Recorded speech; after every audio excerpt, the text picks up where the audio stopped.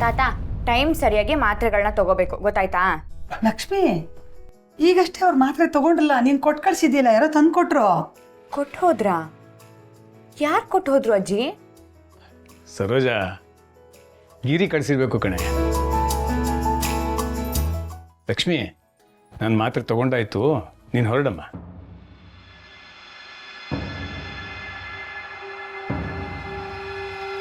ಸರೋಜ, ಆ ಟ್ರೇ ಕೊಡು.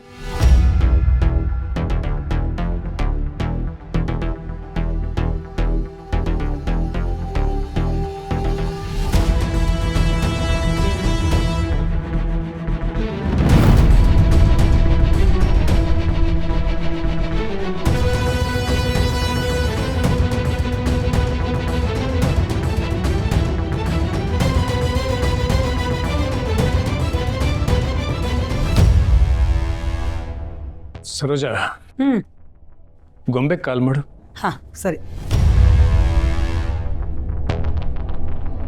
ರೀ, ಗೊಂಬೆನಾ ರೀ? 22 ವರ್ಷ ಆದಮೇಲೆ ಮಗಳನ್ನ ಗೊಂಬೆ ಅಂತ ಕರಿತಾ ಇದ್ದೀರಾ? ದಿಢೀರಂತ ಗೊಂಬೆ ನೆನಪಾಗಿದ್ಯಾಕೆ? ದೇವಕಿ, ಬಂದಿಯೇನೆ? ಇವರು ನಿನ್ನ ಜೊತೆ ಮಾತಾಡಬೇಕು ಅಂದರು ನೋಡು. ಮಾತಾಡ್ತಾ ಇರು, ಒಂದು ನಿಮಿಷ, ನಾನು ಬಂದೆ.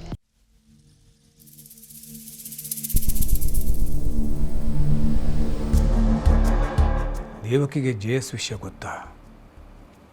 ಗೊತ್ತಾಗಿ ಇವಳಿಗೇನಾದರೂ ಶಾಕ್ ಆದರೆ?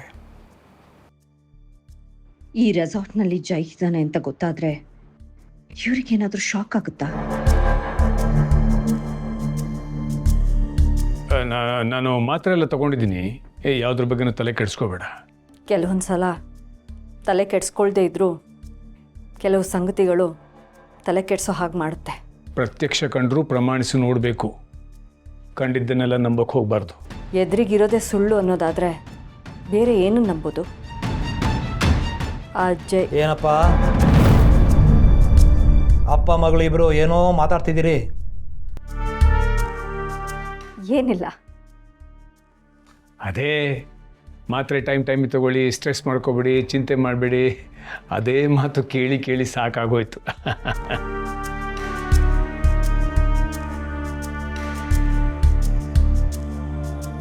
ಗೊಂಬೆ,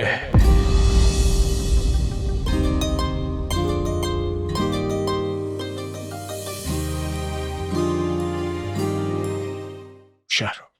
ನಾನು ಹುಷಾರಾಗಿದ್ದೀನಿ.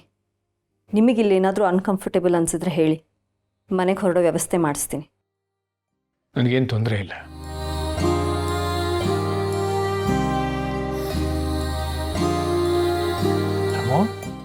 ಮಗಳನ್ನ ಗೊಂಬೆ ಅಂತ ಕರೆದೇನೋ?